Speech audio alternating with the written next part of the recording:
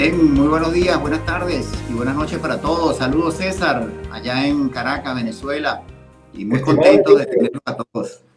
del otro lado del mundo, Excelente,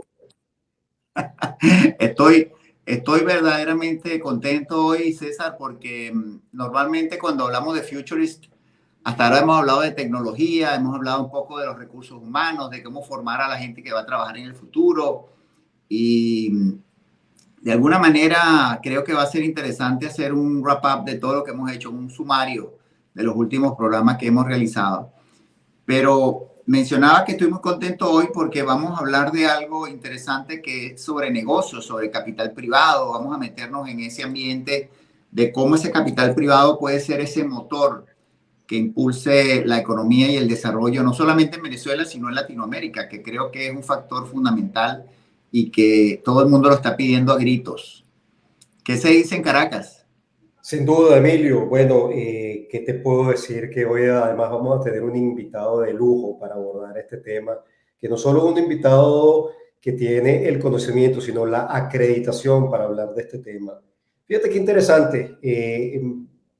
Me preguntas qué se escucha en Venezuela. Bueno, aquí está pasando, hay un ruido extraordinario en estos días con muchísimas cosas. Pero sin desviarnos del tema, fíjate que es muy interesante porque este tema de las inversiones, el capital privado, es un tema de naturaleza global, ¿no? La importancia del motor de participación privada en el mundo es asombrosa. Estamos hablando que esto es un mercado de trillones de dólares, grandes trillones de dólares que tiene un movimiento y una agilidad extremadamente compleja porque toma la ventaja no solo de inversionistas que tienen alta capacidad de colocar su estructura patrimonial para adquirir activos y meterse en proyectos de inversión, sino estamos hablando de instituciones muy organizadas, de fondos de pensiones, de estructuras sumamente sofisticadas que entran en la palestra para entender cuál es la verdadera dinámica del mundo. Bueno, nuestro invitado hoy nos va a aclarar mucho más, pero en mi perspectiva, dentro de la capacidad motriz que tienen los proyectos de verdadero desarrollo, está el capital privado.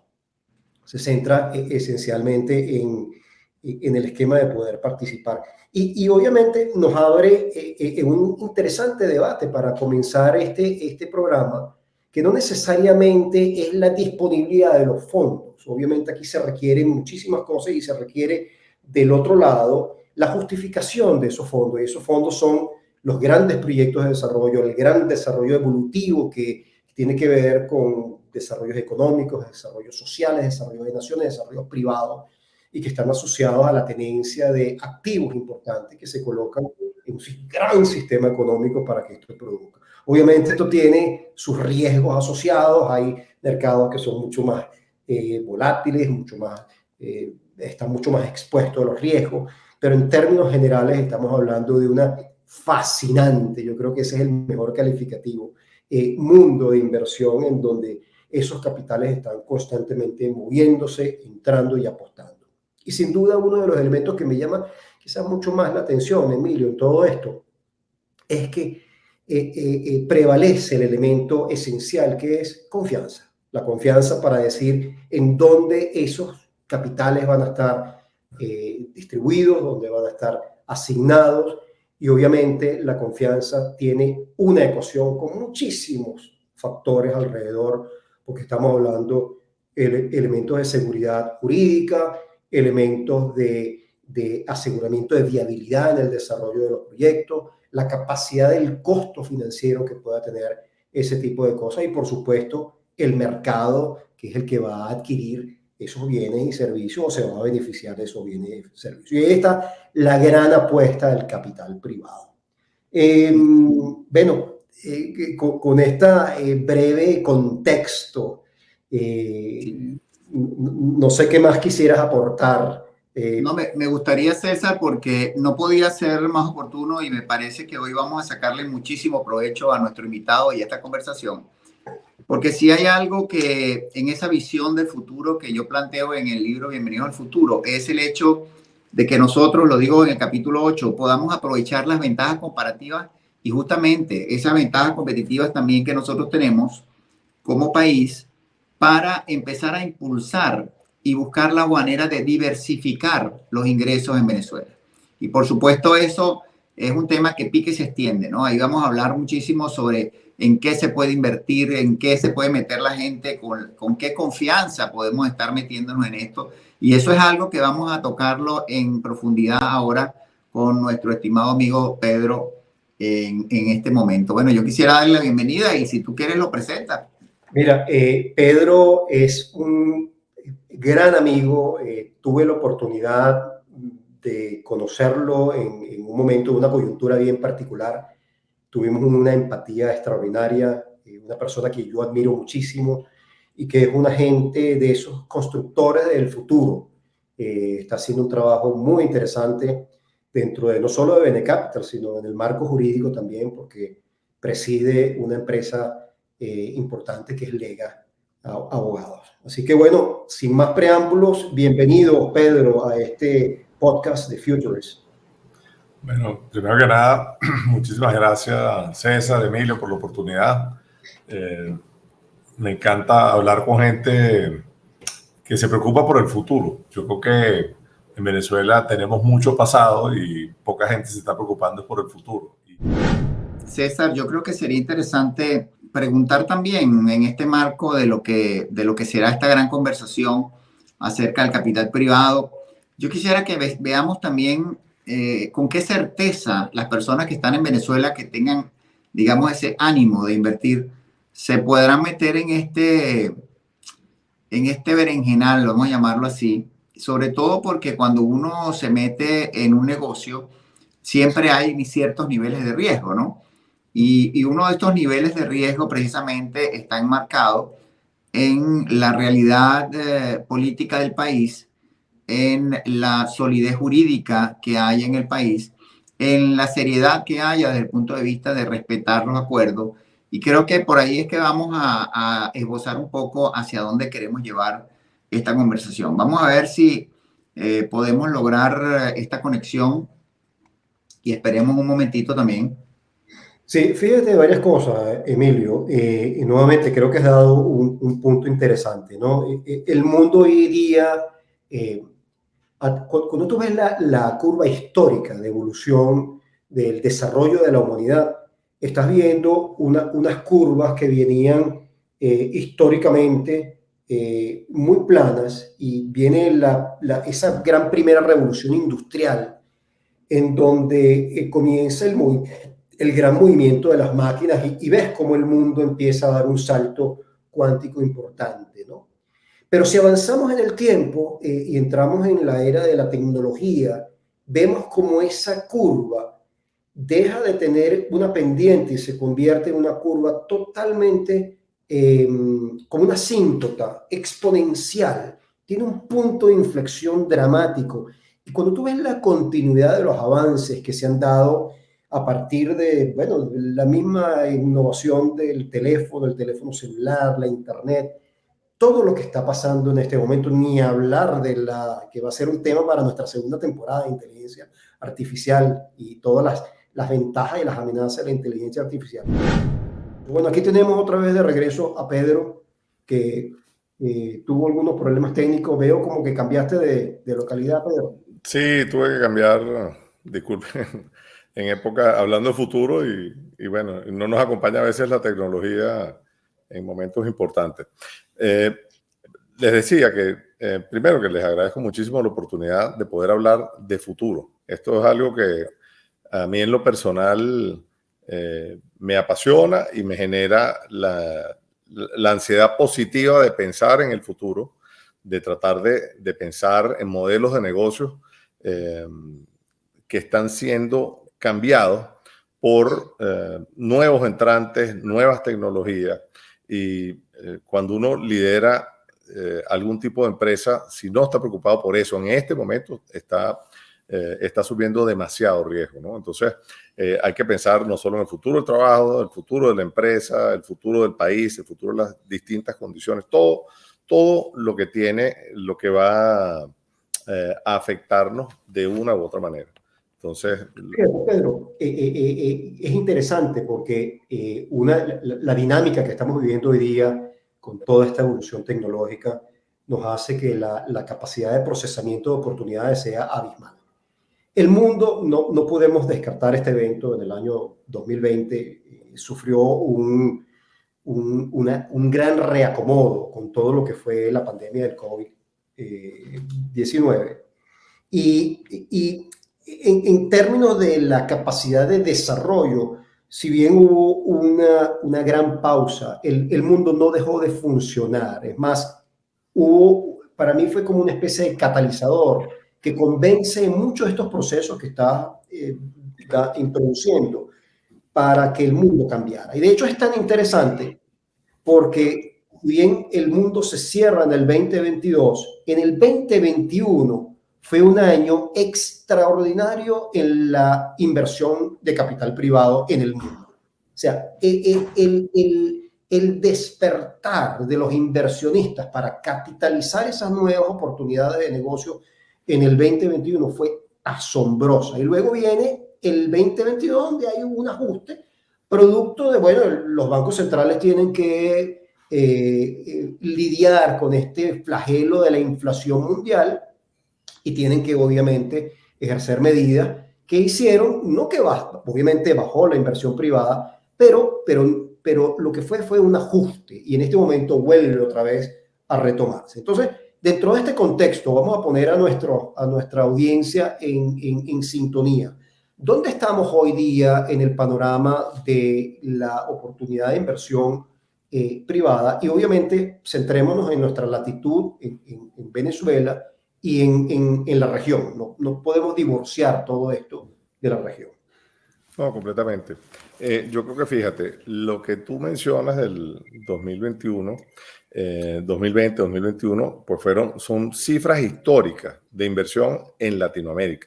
Y la mayor parte de esas inversiones se fueron hacia emprendimientos de tecnología de toda índole, desde empresas que están tratando de resolver problemas climáticos, empresas que están tratando de resolver desafíos educativos de la región, pero que no solamente lo bonito del tercer mundo para los emprendedores es que en el tercer mundo hay problemas que pueden ser resueltos con tecnología, problemas que no son relevantes en el primer mundo, ya están resueltos. La bancarización no es un tema en los Estados Unidos.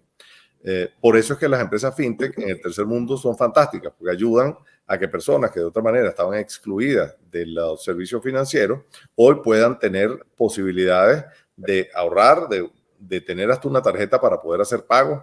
Y ni siquiera, o sea, el poder tener billeteras electrónicas, trabajar con criptoactivos, eso hace que en nuestra región y en otros países donde hay también problemas estructurales, se puedan resolver grandes problemas, y eso ha permitido que empresas que nacen tanto en África o nacen en Latinoamérica puedan cruzar el océano, pero en vez de irse al norte se están yendo al este. En el caso de hay una empresa que nació en Uruguay, dLocal, que hoy está en una inmensa cantidad de países de África. Y no solamente está en Latinoamérica, sino que además ya hizo IPO, pero está en África, resolviendo el mismo problema, problemas de plataformas de pago. Entonces, bueno, yo creo que eso es muy interesante. Cuando tú hablas de los volúmenes de inversión, tienen una explicación también.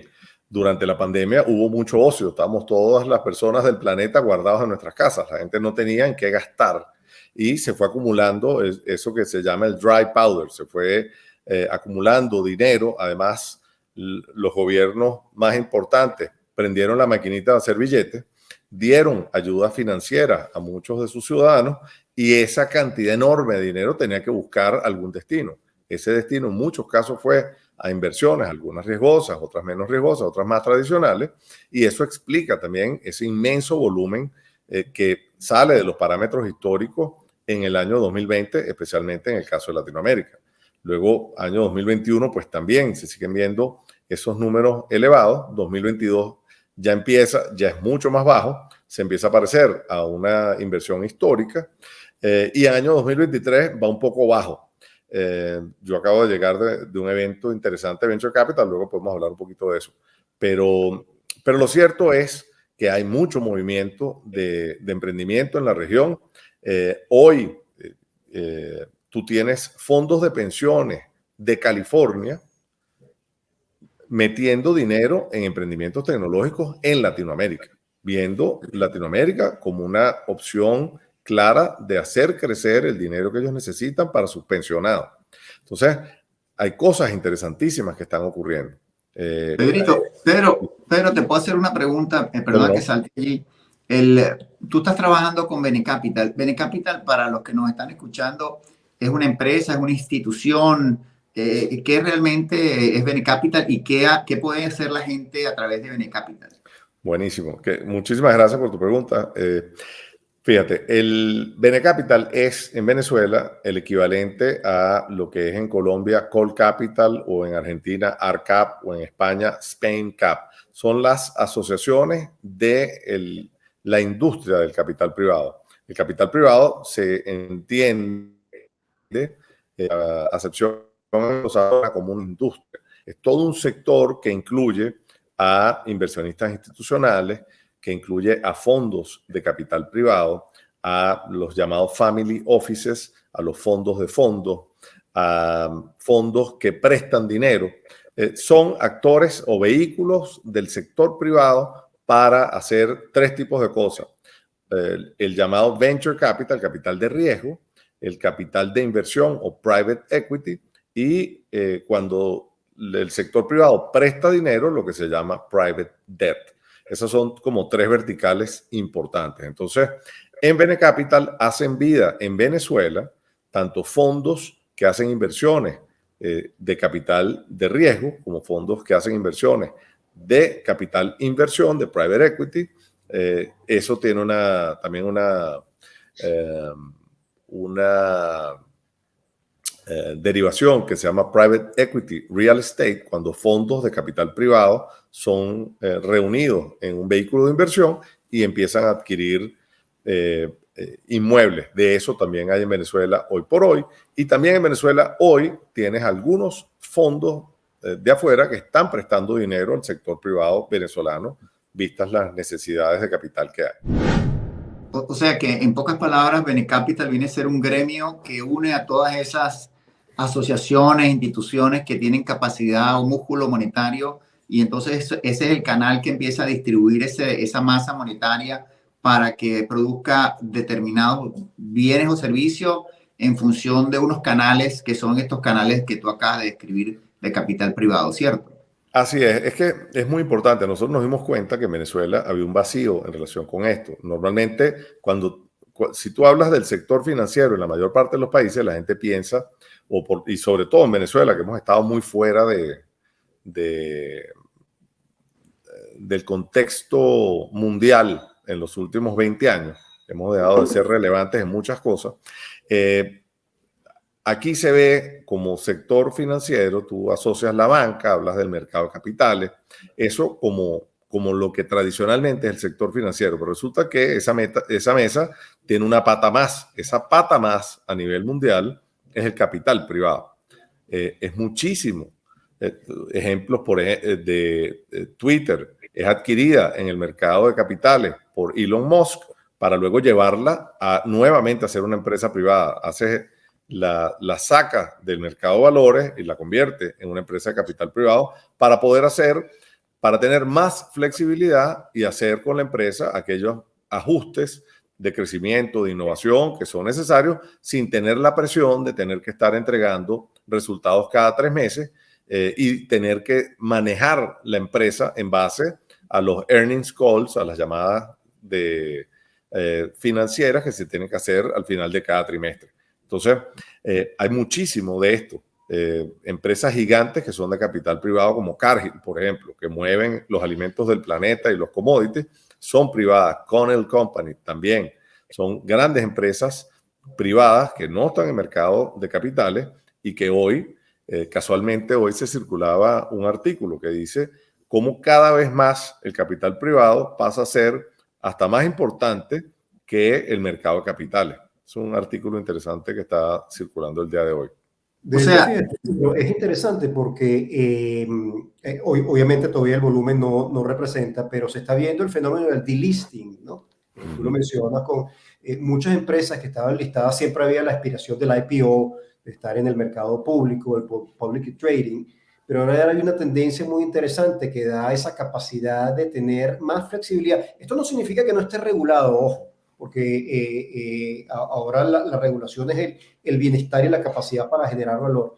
Pero sí estamos viendo este fenómeno que empresas que estuvieron en el mercado, en los mercados bursátiles, están ahora saliéndose de esos listados para entrar en otro esquema de gobernabilidad que es muy interesante, ¿no?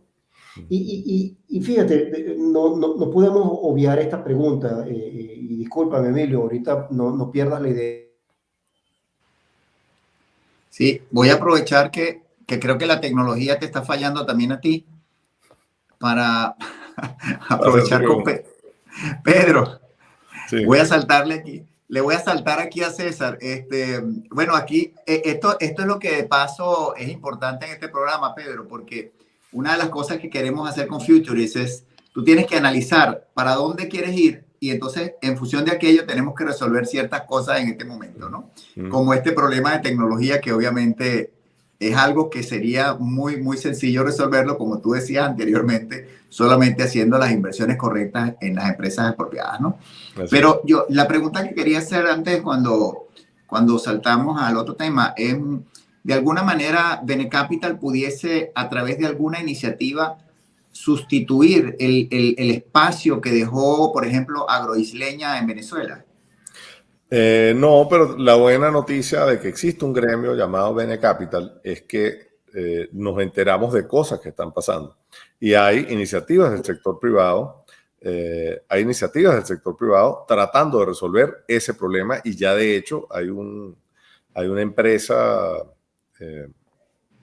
que está creciendo mucho, que ya está en varios estados de Venezuela, de sector privado, que está del negocio agrícola y pecuario, y que están ya dando financiamiento de semillas y de insumos y otras cosas que se requieren para los cultivos en Venezuela. ¿Por qué? Porque hay oportunidad. El sector privado, cuando ve oportunidad, valora esa oportunidad, y si tiene liquidez, bueno, llena el espacio. Los espacios se llenan. Cuando actores se salen, otros espacios se llenan. Ese ha sido un aprendizaje enorme. Cuántas empresas multinacionales se dieron su posición de mercado en un país como Venezuela, vistas las dificultades, en vez de pensar como piensan otras empresas multinacionales que no se van a ir y que tienen un pensamiento verdaderamente futurista de ver que los países tienen ciclos, pero si ya tú estás, tu inversión debe ser forever, debe ser pensando en infinito. Mientras más grande la multinacional, más debes pensar en infinito y estar lo suficientemente expandido en otros países, tal que tú puedas, si tienes posición de mercado relevante, subsidiar esa operación, así sea deficitaria por algunos años, pero siempre es más costoso volver. Porque el día que vuelves, entonces, esa expresión venezolana que me gusta mucho, que te crecen los enanos. Bueno, el día que vuelves, si quieres volver, ya los enanos ya están grandes, ¿no? Y bueno, lo estás viendo, hay una cantidad de marcas en salsa de tomate que no existían. Esto era un mercado básicamente de 2 marcas de salsa de tomate. Igual con las mostazas, tantos emprendimientos alimenticios de cosas que quedaron cerradas. El café, sí. Míralo en café. Sí.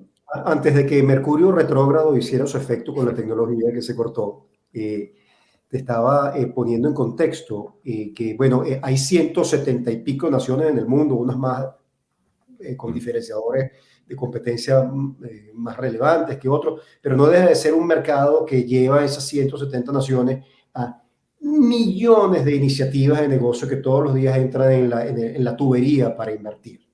Y obviamente eso te genera una economía de mercado de inversión muy competitiva, donde los proyectos van a ser más atractivos para unos que otros.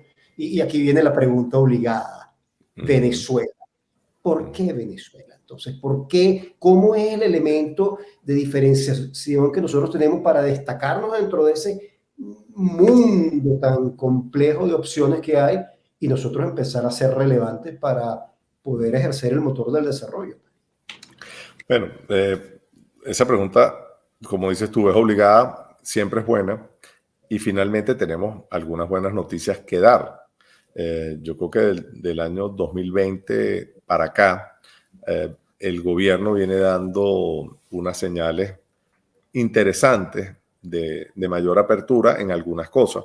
Por ejemplo, hoy por hoy no está penalizada la remisión de utilidades en moneda dura fuera del país. Tú hoy perfectamente puedes ingresar dinero a Venezuela, hacer tu negocio y sacarlo en moneda dura. Tú no tienes restricciones cambiarias y mucho menos restricciones como las teníamos. No está criminalizado el que tú hagas operaciones cambiarias. Eso es un primer cambio importante. En segundo lugar, tú tienes la dolarización. Un fenómeno distinto del fenómeno de los restaurantes. Cuando tú ves que ha habido operaciones, y esto sale, yo no estoy inventando nada, revisa Bloomberg y tú verás las noticias de fondos captados en Nueva York y que han invertido en Venezuela y que han adquirido posiciones importantes en empresas como Corimón, por ejemplo. Esto es dinero fresco captado de inversionistas en mercados importantes que cuando finalmente se ve que hay empresas buenas de Venezuela a unas valoraciones razonables, entonces dicen, un momentico, el problema es que ahora sí las tasas de interés están un poco más elevadas, pero venimos de años de tasas negativas casi de interés. Entonces, el problema con las tasas negativas de interés es que la gente estaba poniendo el dinero en cualquier cosa, buscando rentabilidad.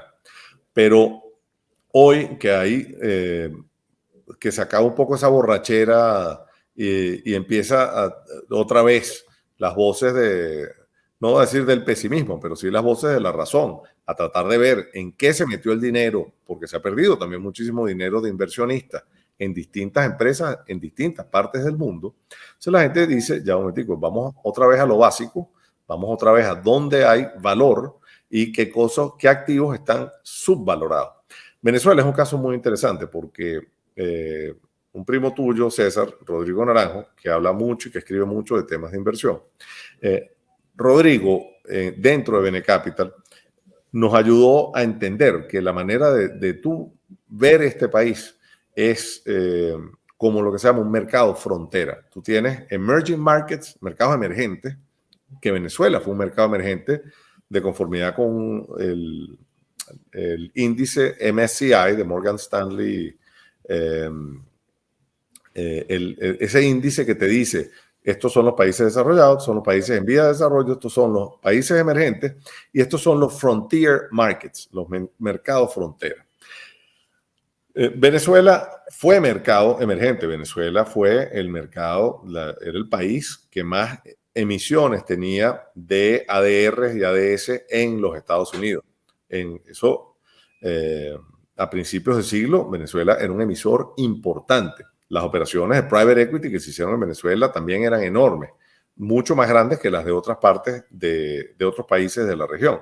Ahora, luego tenemos un periodo importante de, digamos, como la Edad Media, como una oscuridad de negocios, donde nos caímos del mapa, nos caímos del radar de los negocios, y ahora nos toca volver a poner al país en el radar, volver a decirle al mundo, señores, en el año 2021 este país tuvo un crecimiento económico del 12% y en el 2022 tuvo un crecimiento económico del 10%. Y si tú ves el consenso de Focus Economics de crecimiento, porque Focus Economics analiza todas las proyecciones de crecimiento económico de un determinado país y dice el consenso de todos los analistas para Venezuela es que este año debe crecer en un 5%. Bueno, eso es interesante para aquellos inversionistas que están buscando activos subvaluados con un país que empieza a mostrar crecimiento económico, tomando en consideración que seguimos produciendo muy poco petróleo. Entonces tú dices, bueno, ¿de dónde está viniendo ese crecimiento? Bueno, viene creciendo de un sector privado que desde el año 2020 viene metiéndose la mano en el bolsillo y reactivando empresas, arrancando nuevos emprendimientos. Y yo no te estoy hablando de bodegones y restaurantes, yo te estoy hablando de empresas que hoy tienen productos en supermercados y que empiezan a mover la aguja en un país que tiene petróleo, pero no está siendo muy petrolero, que se diga en este momento. ¿Y cuáles son esos sectores más atractivos para la inversión privada en este momento, según tu experiencia, Pedro? Bueno, nosotros venimos analizando varios sectores. Hemos visto, por ejemplo, que el emprendimiento tecnológico ha recibido buenas cantidades de capital privado. De hecho, estuve reunido la semana pasada en Miami con 3 fondos que han metido dinero en Venezuela. 3 fondos montados en los Estados Unidos, donde hay, por supuesto, venezolanos, pero han metido plata en emprendimientos tecnológicos de venezolanos. Tú tienes emprendimientos como La Guagua, Ridery, Assistancy, Coco Mercado, Coco Pago, Pleni, que han recibido dinero de fondos de capital privado, de capital de riesgo, que están ubicados fuera, que captan dinero fuera de Venezuela. No han tenido, ¿por qué? Porque tienen buenos modelos de negocio, equipos gerenciales de primera, buenas ideas de cómo expandirse por la región, y en eso están. Vicua, por ejemplo, que está trabajando en ciudades inteligentes.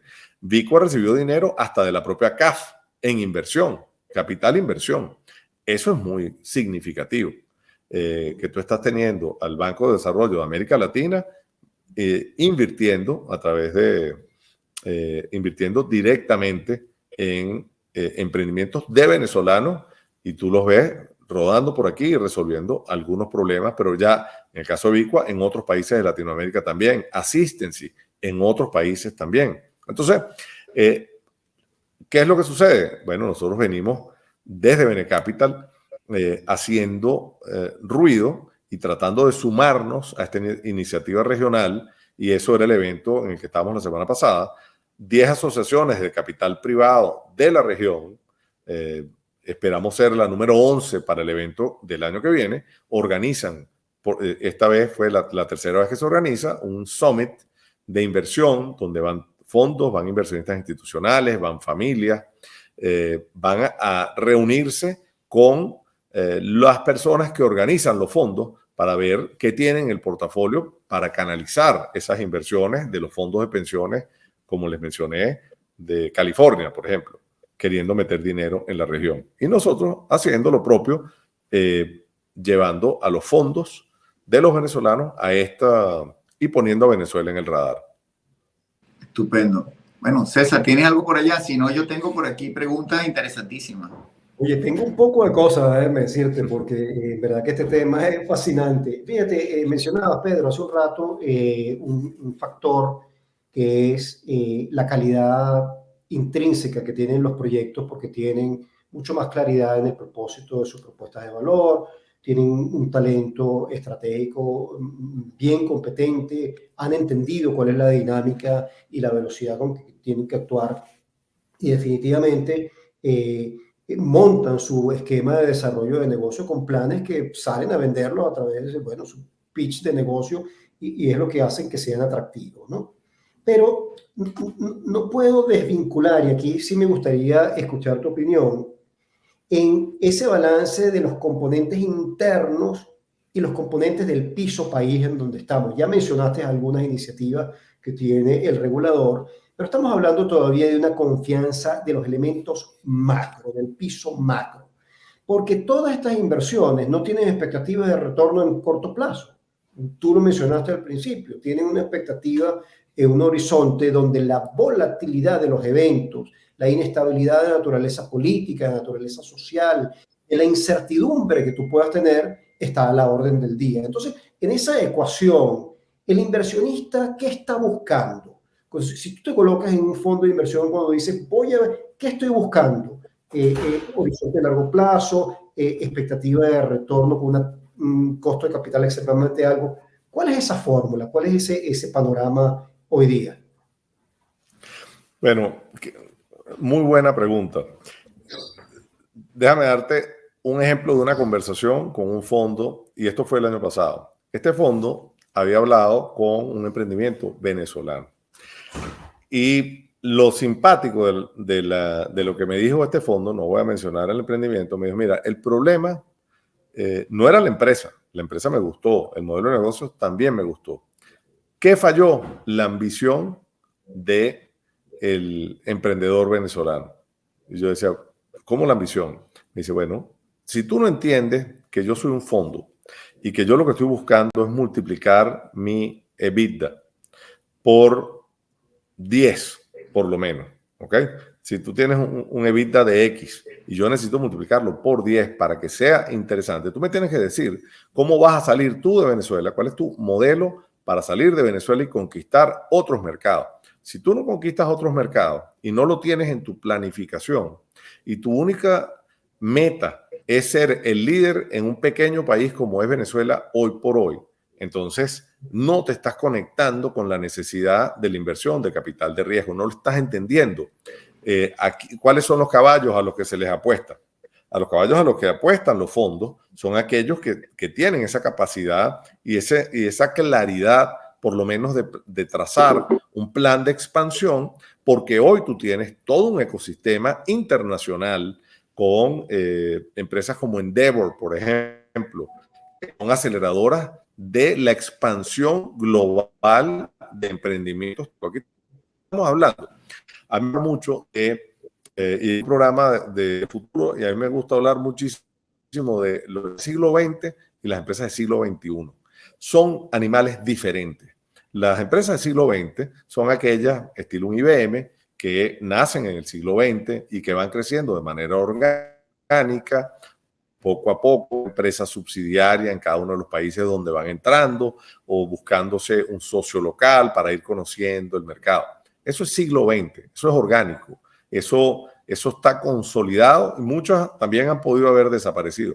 Siglo XXI es todo lo contrario. Empresas del siglo XXI son empresas que nacen tratando de resolver un problema mundial o por lo menos regional con una clara vocación internacional globalizante de ir a captar, a resolver ese problema en otros países de la manera más rápida, más ágil posible y que aumentan, y por eso es que una empresa logra tener una valoración tan alta como una empresa como Kavak, que es un emprendimiento hecho por venezolanos, que es el mayor de los unicornios tecnológicos. Tuvieron que ir a México y hoy por hoy ha sido muy exitoso ese modelo de Kavak en México. En Egipto. Entonces, ese tipo que genera valor hoy por hoy. Ahora, volviendo y no la pregunta, empresas del siglo XX que están en Venezuela, bueno, es verdad, es un poco más difícil conseguirles capital. Esas empresas tradicionales y que a lo mejor están en parques industriales venezolanos, bueno, algunas de ellas ya no volverán. ¿Por qué? Porque el mundo también cambió. En el tema de las ensambladoras de vehículos, yo me atrevo a pensar hacia futuro que Venezuela va a ser un país importador de vehículos. Aquí todo eso que había de apoyo de la doctrina de la sustitución de importaciones para dar cabida a una industria que apoyara a las ensambladoras de vehículos, yo creo que eso es un negocio del siglo XX. En el siglo XXI es más de logística, es más de dónde podemos fabricar ese vehículo de la manera más eficiente posible y desde dónde lo mandamos a Venezuela para que ese país sea importador de vehículos. Yo no veo por ahí el futuro de nuestro país. El futuro del país no está en las empresas del siglo XX. Yo creo que el futuro del país está en las empresas del siglo XXI. Y entonces ahí vamos con una discusión muy interesante. Perdona, César, porque me parece importante puntualizar. ¿Cómo mides tú el éxito de esa empresa del siglo XXI cuando mides el impacto social y económico? O sea, ¿cómo sabes diferencia? Dice, sí, esta no. Esa es una muy buena pregunta. Creo que es una mejor pregunta. Yo soy de formación, soy abogado. Soy especialista en comprar en comprar empresas, ayudar a la gente a comprar o vender empresas, a hacer inversiones directamente en empresas. Esa pregunta es más bien para un analista de estos tipos que son afilados.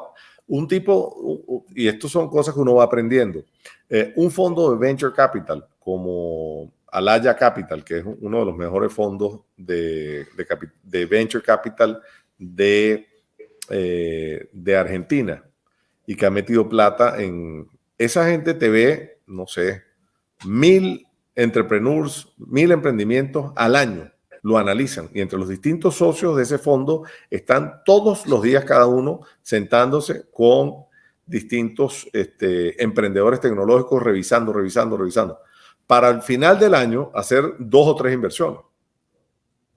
Pero, como dicen por ahí, tienes que besar a 20 sapos hasta que consigas al príncipe. Bueno, un poco eso. Entonces, la actividad del inversionista, del que organiza esos fondos de capital de riesgo, es ver, sentarse, comparar. Y lo otro que es muy interesante es que también dicen por ahí que el cerebro de uno de estos inversionistas debe estar picado en 2. La mitad del cerebro debe tratar de conseguir todas las razones de por qué hacer el negocio.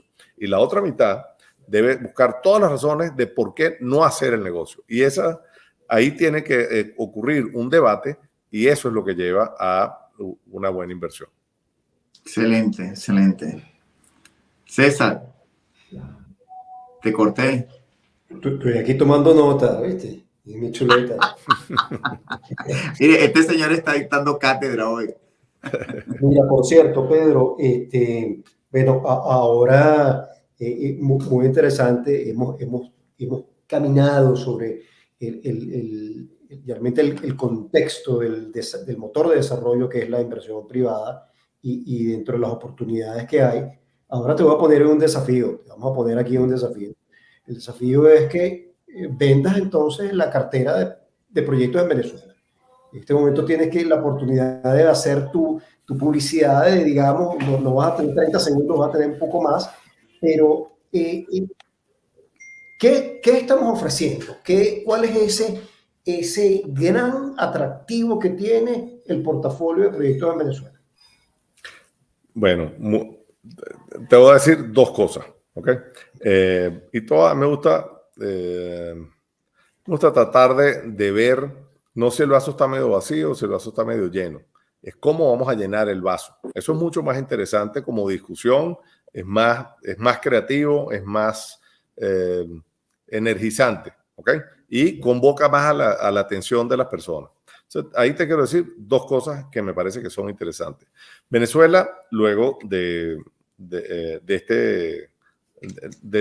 este periodo político y económico que hemos transitado, es un país donde finalmente las valoraciones de los activos parecen estar más acordes con lo que es el riesgo país. ¿Okay? Durante mucho tiempo tuvimos un riesgo país elevado, producto y ahí tenemos también que ser honestos. Aquí las expropiaciones pararon hace mucho tiempo. De hecho, tú tienes un gobierno que está devolviendo activos y ha devuelto una inmensa cantidad de activos. Entonces, Venezuela tiene otros riesgos, tiene riesgos que son estructurales y tal. La mejor respuesta que te puedo dar es que durante el mes de mayo viene a Venezuela una comitiva de empresas francesas y nombres importantes que se han estado reuniendo con la Cámara Francesa, la Embajada de Francia en Venezuela, Fedecámara, CONAPRI, que es el Consejo Nacional de Promoción de Inversiones, Benecapital, Asociación Bancaria, y estas personas vienen a Venezuela porque tienen interés hoy, y esto es real, esto se viene trabajando, tienen interés en 4 sectores fundamentales estos franceses. El primero es el sector de servicios públicos. Nosotros nos quejamos que los servicios públicos no funcionan. Bueno, eso son oportunidades para empresas francesas. Las empresas francesas dicen, si tú tienes problemas de agua, yo tengo las empresas que pueden resolver esos problemas. Si tienes problemas de electricidad, también tengo empresas. Temas de transporte, el metro venezolano fue hecho por los franceses. Entonces, en servicios públicos, los franceses vienen a escuchar, tienen interés en saber más de Venezuela. Segundo lugar, en energía. Y estamos hablando no nada más petróleo y gas. Ellos están viendo, quieren venir a ver otras empresas también francesas, oportunidades de parques eólicos, generación de energía solar en Venezuela. En tercer lugar, negocios agrícolas, agrinegocios. Venezuela es un país verde que tiene el mejor clima posible, pero que está subcultivado. Eso es una realidad. El mundo tiene y va a tener una escasez enorme de alimentos. Venezuela es un sitio donde si tú inyectas dinero, el campo está económico, tú inyectas dinero y produces alimentos. Esos alimentos pueden servir no solo para alimentar a la población venezolana, que hoy es de 23 millones y no de 30 millones de personas. En cuarto lugar, y esto es súper interesante, vienen empresas buscando inversiones en el sector turismo. Y eso me recuerda Semana Santa. Puede ser el de que a todo el Caribe. Hoy por hoy. Que hay problemas de agua. Bueno, eso se puede resolver con plantas desalinizadoras. Que hay problemas de luz. También tiene solución. Tú puedes en Margarita perfectamente montar o plantas de energía de generación eólica, o tú puedes poner generación de luz solar. Si no lo quieres utilizar, si no quieres esperarte a resolver el problema de la inversión gigante que requieres hacer en el Guri para abastecer Margarita. Pero tú tienes en turismo, tú tienes una super isla del Caribe con muy buena vialidad, que si nosotros logramos entendernos y que este mensaje llegue al gobierno y se empiecen a liberar cosas, como por ejemplo que tú tengas más posibilidad de que otras aerolíneas lleguen a Venezuela, como llegan a Cuba, por ejemplo. Vamos a compararnos, nos queremos comparar con alguien. Bueno, vamos a compararnos con Cuba. Comparemos el turismo a Cuba. ¿Por qué hay tanta inversión en Cuba de empresas españolas y por qué esa inversión aún mayor no puede estar en Venezuela? ¿Por qué esos aviones españoles que hoy llegan a Cuba no están llegando a Venezuela? Bueno, hablemos de eso. Empecemos por ahí, por lo más fácil, creo yo. Eso, entonces, te dije que te quería decir dos cosas. Eso es lo primero. Lo segundo tiene que ver con la valoración. El país está todo en venta a precios muy razonables. Tú tienes, si tú quisieras hacer un fondo de real estate para comprar todo tipo de activos inmobiliarios, bueno, con poco puedes comprar mucho en Venezuela. Y eso viene ocurriendo. Tú tienes fondos captados en los Estados Unidos que han adquirido activos que se llaman activos trofeo, inmuebles trofeo en la ciudad de Caracas, que son muy importantes. El edificio de Procter & Gamble fue adquirido por un fondo de capital privado. Y así otros edificios importantes. Entonces, hay oportunidades, hay inversionistas que los están viendo, y esos inversionistas no son de Rusia, no son de Turquía, no son de esos países. No, estamos hablando de países con los que históricamente nosotros hemos hecho negocios. Tú tienes fondos, hay un fondo que se llama Emos Global Capital que anunció la creación de un fondo de $1.000 millones tan pronto pueda levantarse un poco más las sanciones para inyectarlos en aumentar la producción petrolera venezolana. Y eso te mueve la aguja. Entonces, hay muchas razones y hay gente que está viendo eso. No en los volúmenes que todos quisiéramos ver, pero sí está ocurriendo y viene ocurriendo especialmente desde el 2020. Tenemos un problema, tenemos un gran problema ahorita y no es un problema de inversión. Es un problema de que el tiempo se nos está acabando en este maravilloso podcast, porque cuando uno tiene conversaciones de valor, en verdad que el tiempo vuela. Y ya entonces, para ir cerrando, Pedro, siempre has estado en la línea optimista, desde que te conozco eres un gran promotor. Me gustó muchísimo esto de no ver el vaso medio vacío ni medio lleno, sino cómo lo llenamos. Entonces, danos este cierre de optimismo de qué es lo que estás viendo en los próximos años, independientemente de los elementos que también hay que meter en la ecuación, porque porque esta ecuación es global, efectos ambientales, el conflicto en Ucrania, el conflicto en Sudán, el conflicto en Taiwán, China, las elecciones que vienen ahora en Estados Unidos, una cantidad de elementos que hay que meter en esta ecuación. ¿Cómo ves entonces el futuro para nosotros y qué tan buenos jugadores o cuál es el posicionamiento que nosotros queremos aspirar a tener en el contexto global? Buena pregunta. Mira, lo primero que te puedo decir es que hoy tú tienes un país donde las nuevas generaciones que están en las universidades están queriendo quedarse en el país. Nosotros tuvimos un éxodo enorme, se fueron 7 millones de ciudadanos de este país, pero seguimos quedando 23 millones de personas. Seguimos quedando personas pujantes en el sector privado, gente muy valiosa, muy talentosa del sector privado, haciendo cosas valiosas, creando empleo, no metiéndose en política. Yo creo que eso es una lección importante en Latinoamérica. Venezuela, el empresariado estuvo muy vinculado a la política y a la pelea, y lejos de eso ayudar, terminó siendo pues muy nocivo para todo el mundo. Me atrevo a decir. Perdimos mucha gente. Pero la realidad es que sigue quedando un grupo de personas comprometidos con sus trabajadores aquí en el país, echando el país hacia adelante. Yo me acabo de retirar de la Universidad Metropolitana, pero dando clases a las jóvenes generaciones que se están quedando en el país, universidades donde están saliendo nuevas carreras que no existían y que están llenando esa necesidad de esa oferta educativa de carreras del siglo XXI. Todo tiene que ver con siglo XXI. Nosotros veníamos siendo un país anclado en el siglo XX, como fuimos en la época de Juan Vicente Gómez, un país anclado en el siglo XIX, y entramos, dicen, en la modernidad con la muerte de Juan Vicente Gómez. Bueno, nosotros nos hemos tardado también en entrar en el siglo XXI, pero ahora sí estamos metidos de cabeza, creo yo, en el siglo XXI. La pandemia potenció la transformación digital.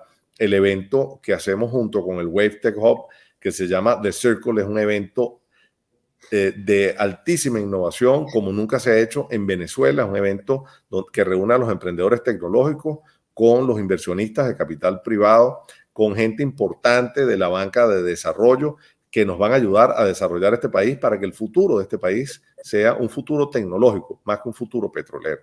El presente seguirá siendo petrolero, pero el futuro tiene que ser tecnológico y de turismo. Esa es la realidad. Y yo creo que hacia allá vamos. Y gente inteligente, gente que quiere su país, está trabajando por eso.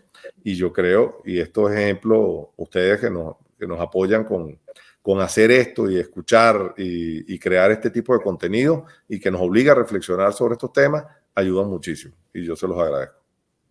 Excelente. Bueno, mira, Emilio, siempre te pones a cerrar los programas, pero esta vez lo vas a cerrar tú. Muchas gracias, don Pedro, y muchas gracias, don César. Yo me quedo con el sabor de que quedaron muchas cosas por hablar. Creo que ha sido un programa espectacular y sobre todo visionario. Creo que hay muchas cosas ciertamente que pudiésemos discutir un poco más. Me gustaría tocar temas sobre capital también público para cuando entramos en todo este tema de la casa de valores, cómo pudiésemos buscar la manera de que también se robusteciera, digamos, ese tipo de inversiones. Y lo que me queda también es pues invitar a aquellas personas que tengan preguntas, que están escuchándonos en este momento en la audiencia, que escriban sus comentarios, hagan preguntas allí, que por supuesto buscaremos la manera de responder, canalizarlas, bien sea a través de Pedro, César o mi persona, y los invitamos a que sigan participando, no solamente activamente escuchando nuestro podcast. Si les ha gustado, pues que le den una manito ahí al like aquí en este canal de Emilio Benuti Ideas. Y por supuesto, si les ha gustado el contenido, que se lo recomienden a otras personas. De esa manera nos ayudan a dinamizar allí en las redes y en los algoritmos. Muchísimas gracias a ti, Pedro. Gracias al señor César Naranjo allá en Caracas. Muchas gracias a Carmen Salzano en la producción, que está allí detrás de las cámaras en Chile. Y muy agradecidos a todos. Y como siempre les digo, bienvenidos al futuro. Gracias por esta nueva edición de Futurist.